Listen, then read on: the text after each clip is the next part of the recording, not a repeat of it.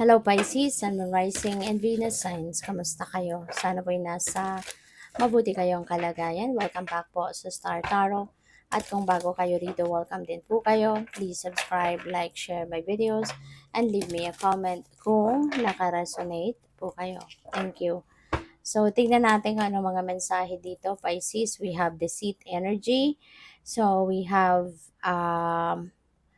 pag-iingat, no? This is warning para sa inyo, Pisces, na kailangan mag-ingat, kailangang um, maging mapagmatsyag ka, kailangang maging observant ka, 'di ba?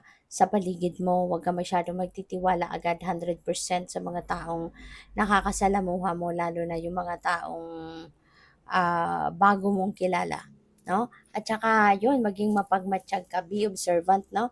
Kasi there could be people that are very deceiving, baka meron mga deceptive energy dito sa paligid mo, and lalo-lalo na sa ngayon, ano, maraming mambubudol na ngayon, marami na manloloko, maraming sinungaling. Kaya yun, importante na napapansin mo yun, no? Kung may mga nakakausap ka, pay attention to red flags para hindi ka mabudol. Okay? So, we have Healer of the Ages. Maaari na ang iba sa inyo dito, Pisces, is maybe you are a healer. Okay? Maaari na ang iba sa inyo rito is yung healing energy is flowing through you sa ngayon.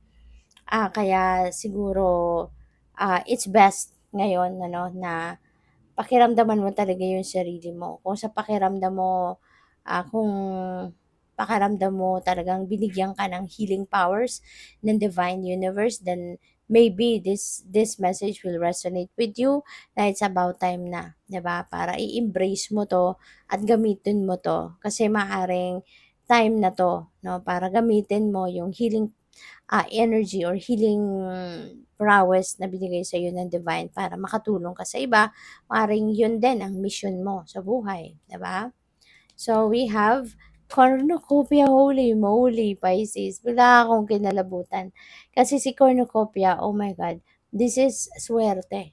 No? This is abundance, prosperity, kasaganaan ito ng lahat ng bagay, hindi lang mga pagkain, hindi lang mga material na bagay, kundi pera, kasiyahan, sin lahat na ng pwedeng magagandang pangyayari dito sa buhay mo, yan ay maaring dumating, no? This is definitely material success, material blessings, financial blessings na dadating, abundance, prosperity, magiging komportable ka na ngayon pagdating sa pera, marami, no, ang biyaya na maaaring dumating sa iyo sa ngayon. So, we have door to romance. Ayan. So, new beginning ito, no? In love. Kaya, papwede ng iba sa inyo kung single ka pa, baka ngayon dadating na yung ano mo, dadating na yung oportunidad dito, no? Para dadating na yung opportunity dito para magkaroon ka ng jowa. Okay? So, maaari din na ang iba sa inyo rito is going to maaari ng iba sa inyo rito um, is going to start a new love and romantic relationship, or you're going to start over again. Okay? Maybe you're going to start over again. So, meron ditong pagsisimula ng kunyari kasi baka nasa isang relationship ka na, nagkaaway kayo, nagkaroon ng hindi pagkakaunawaan, maaaring nag-cool off, nag-break, maaaring ganyan, or dumistansya muna sa isa't isa. Pero ngayon, maaaring kayo ay magkakaayos, magkakabalikan, magkakaayos, and you will be siguro giving your person or both of you, you're going to give yourselves and your relationship as well, no, ng pagkakataon na makapagsimulang muli. Kumbaga, magi-start over kayo, no? So, yun. So, what else? And by the way, maraming salamat for subscribing. And if you haven't subscribed yet, subscribe na kayo. And also, maraming salamat din for not skipping the ads. Malaking bagay po yan sa akin. And also, please click the join button sa baba ng video kung gusto po ninyo na mag-join kayo sa membership. So, we have Journey by Moonlight, Believe in Magic. Ayan.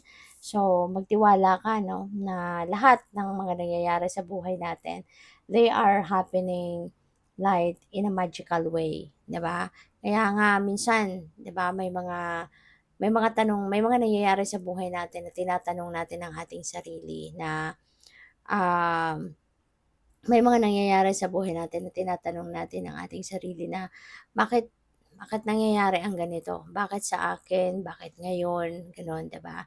At kine-question natin ang sarili natin ng um,